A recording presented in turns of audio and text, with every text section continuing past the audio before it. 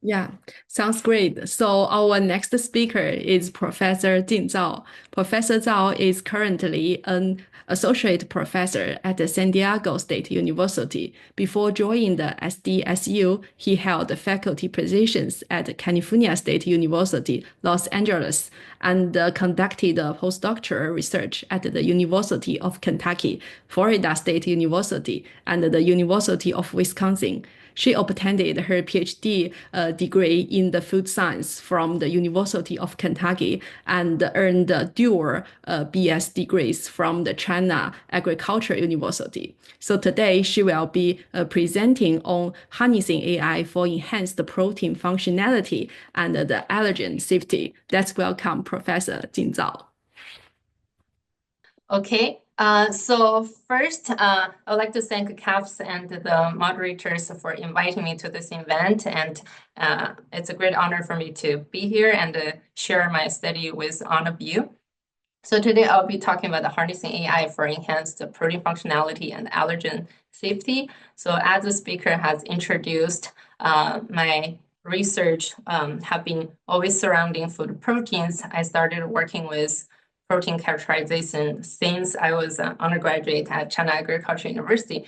And for my PhD dissertation, I worked on the oxidation of antioxidant soy peptides and how oxidation affects protein structure and functional properties.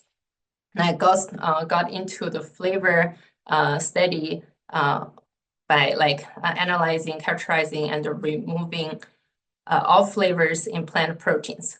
So since I started my own lab, I've been building my research program around development, characterization, and application of novel proteins like plant proteins, algae, and edible insects.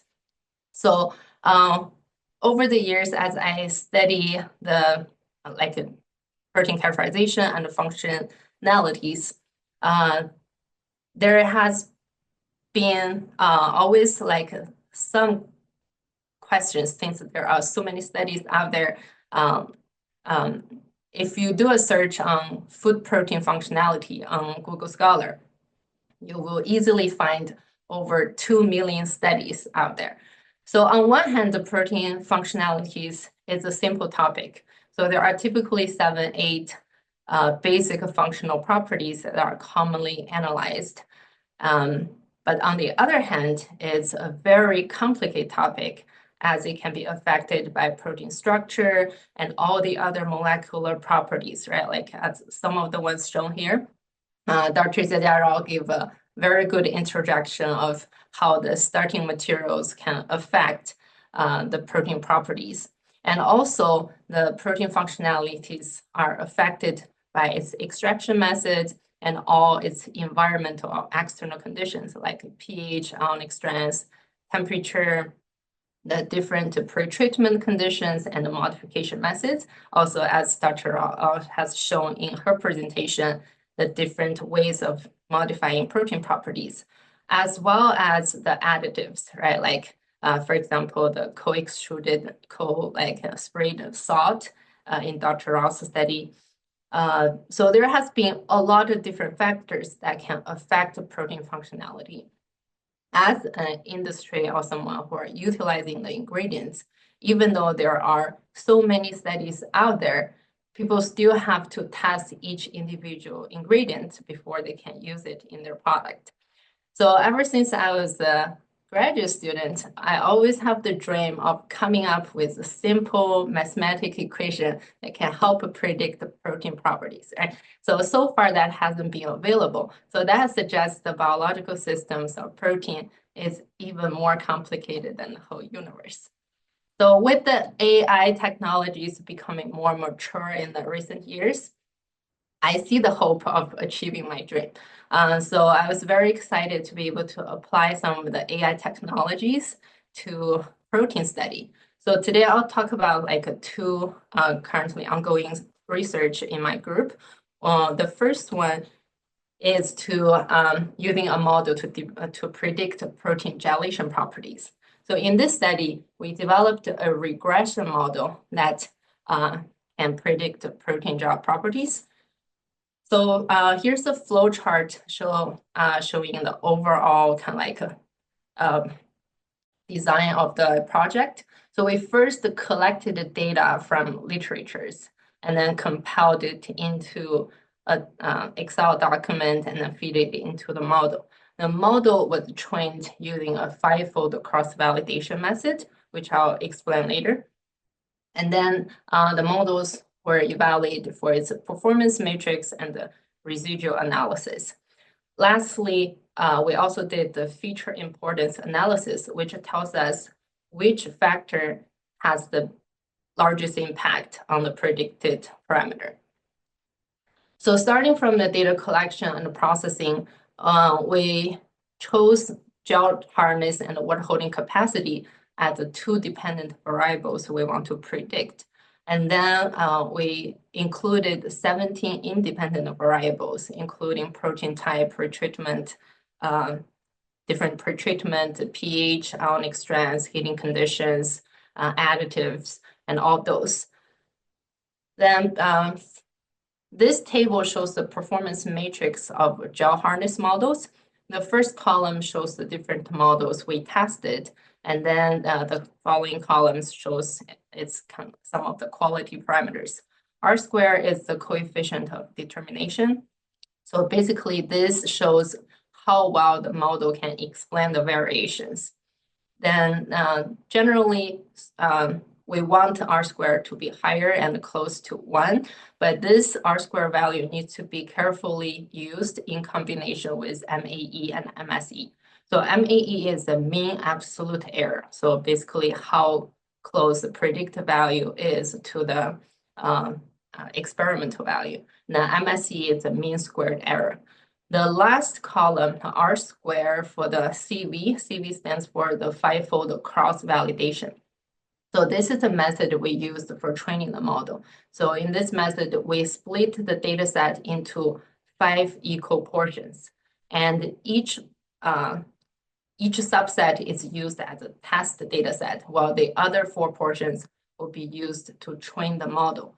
So the model training will be repeated 5 times, and the R square shown here is the average of the 5 models that were built.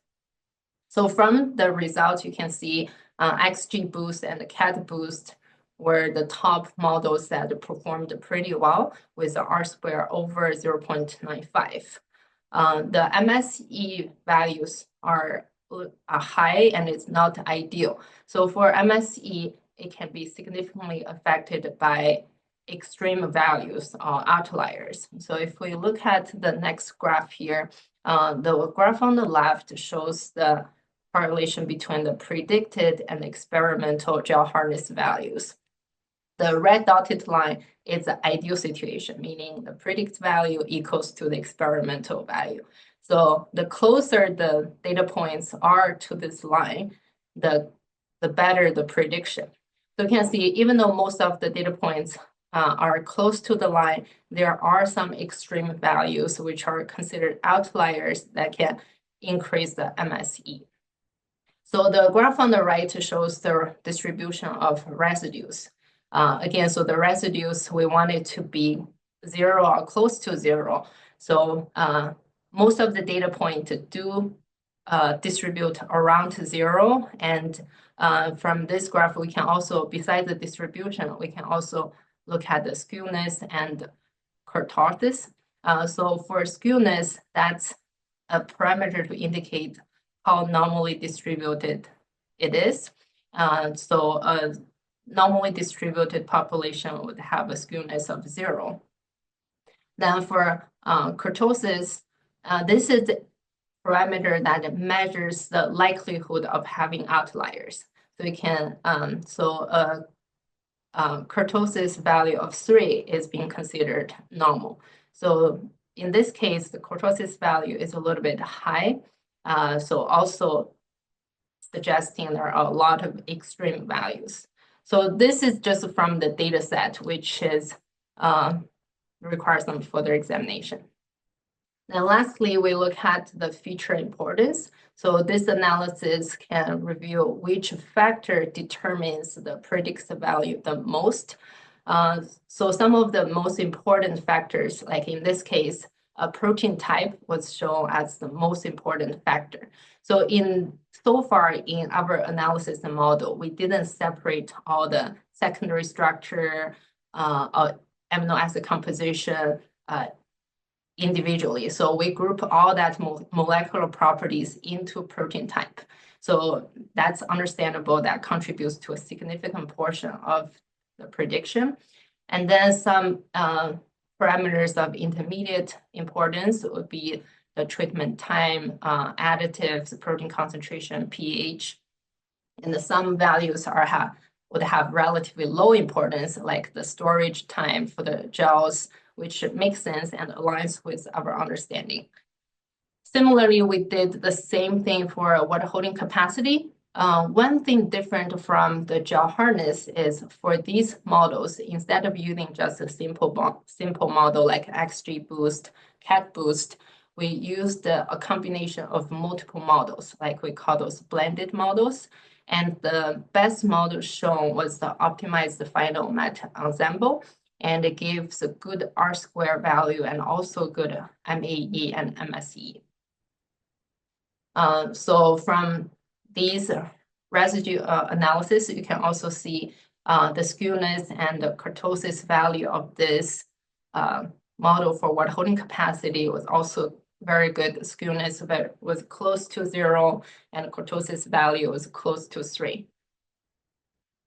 Then here's the feature importance for the water holding capacity. So some of the parameters like treatment, intensity, protein type, or have high correlations, and some other parameters like salt, hardness, like additive concentrations have intermediate importance. So I want to take some time to show you a quick demo. When I switch page, let me know if you can still see my screen. Can you see the web page instead of my slide? Not yet. No. Okay. All right. So instead of switching to a different page, I'll just show from this image. So we have this application, which is not like launched to the public yet. And we have some of the parameters kind of coded. So basically from the final app we try to develop, you'll be able to input the protein type, which is now shown as protein code.